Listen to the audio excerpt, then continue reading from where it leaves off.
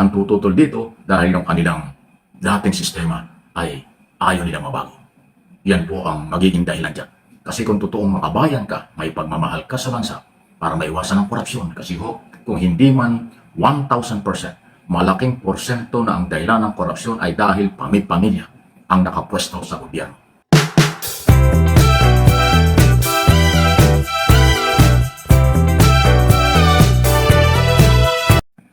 Ngayon pa lang ay nakikilala na po ng taong bayan at ng channel na ito kung sino ang talagang totoo na makabayan, makatao at hindi makasarili. Alam niyo kung bakit? Kasi po lumantad na, lumutang na sa Senado at Kongreso ang ibang mga mambabatas na kaagad-agad ay nagdeklara ng suporta at pabor dito sa priority bill ni Pangulong Marcos Jr. Especially yung issue ng political dynasty. Yung anti-dynasty bill na hinihiling ng Pangulo, isa sa 4 na kanya hinihiling na gawing batas. Ang ganda nito dahil dekada na po ito. Halos 30 or mga 30 years na hong pinag-uusapan ito. Hindi matuloy-tuloy kasi ayaw ng mga politiko na sila ay tamaan nitong batas na ito.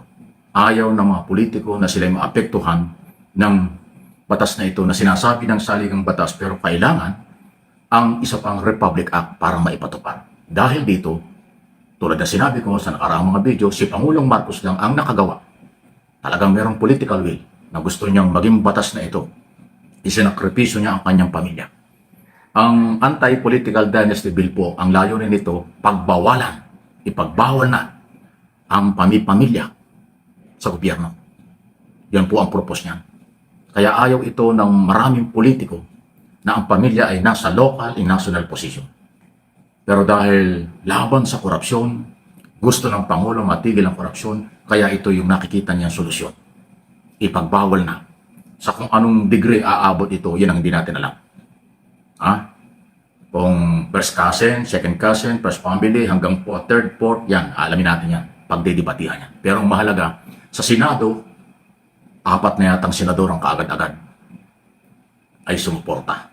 O 5 yata kung di ako kakamali. Pero nangunguna dyan na nag-sponsor kaagad ng mga proposed bill ay si Risa Hontiveros, Kiko Pangilinan, Bam Aquino, suportado rin ni Tito Soto at ni Ping Lacson. Yung ibang mga senador nakakabini pa ang kanilang katahimikan. Sa Senado pa lang yan. Sa Kongreso, yung pong mga totoo, ulitin ko totoong marginalized sector na congressman, sila talaga ay kinatawaan ng walang boses sa Kongreso, sila ay pabor na pabor dito. Grupo ni na Congressman Jokno, Laila de Lima, at saka yung Makabayan Black at iba pa. Okay? Marami po yun. Pabor na pabor sila dito sa gustong ito ng ating Pangulo. Hindi lang po yung anti-political dynasty, pati yung reforma sa party list law, pati po yung pagpapalakas ng Independent People's Commission Act o yung magpapalakas dito sa ICI, Independent Commission for Infrastructure, suportado rin nila. Ang galing nito. So ang tanong, ang isang magandang balita sa Kongreso nito, nauna pang nagsalita si Speaker Faustino D. III. Bago nagsalita ang Malacanang na priority bill ito, nauna na si Speaker at sinabi niya, pabor siya, actually siya yung isa sa nag-sponsor, anti-political dynasty. Pagka ganito, gusto ito ng Speaker, marami itong mahihikayat. May pagkakataong maging batas ito. Kasi sa nakaraan, napakarami na naging Speaker. Mula pa noong 1987, okay, marami na naging Presidente at Speaker of the House, walang nagtulak, walang nag-sponsor sa anti-political dynasty. Kasi nga, pamilya nila ang tatamaan. Dahil marami magkakamag-anak sa local and national position. Pero ngayon, kahit identify natin maraming di sa local at national position dahil yung mga local officials sa Isabela ay may mga di rin yan. Pero itong Speaker of the House, siya lang din po ang kauna-unahang speaker na nag-sponsor nito. Pabor siya. Tapos ngayon ay priority pa ng Malacanang at tinihiling. So medyo may malaking pag-asa mga kaibigan. Tutukan natin ito. Sa Senado, kung gusto rin ni Ping Lacson at ni Soto at nung grupo ni Hontiveros, Risa Hontiveros at saka Aquino at Pangilinan, malaki ang tsansa nito. Ngayon, sa aking personal na opinion, ang tututol dito dahil yung interest nila tatamaan. Ang tututol dito dahil yung kanilang dating sistema ay ayaw nilang mabago. Yan po ang magiging dahilan dyan. Kasi kung totoong makabayan ka, may pagmamahal ka sa bansa para maiwasan ang korupsyon. Kasi kung hindi man 1,000%, malaking porsyento na ang dahilan ng korupsyon ay dahil pamilya ang nakapwesto sa gobyerno. Isipin mo si Pangulong Marcos, meron siyang anak na congressman, siya ay presidente, di ba? Pero isinakripisyo niya ito. Si Aimee, sabi ng iba kapatid, sabi ng iba hindi, pero sasakripisyo yan. Pagka umabot ng first, second, fourth, 3 o 4th degree ang ipagbabawal dito sa anti-political bill na ito, marami pong pamilyang politiko ang tatamaan. Pero tayo po mga mamamayang Pilipino, dahil maganda ang layunin, suportahan po natin ito.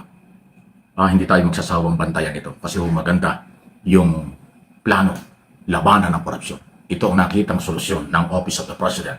Kaya siya lang po ang gumawa nito. Kung sinuportahan, okay, ang Pangulo ay nag-request na ito ay priority bill, suportado ng Speaker, suportado ng Senate President, ang laki ng tsansa nito.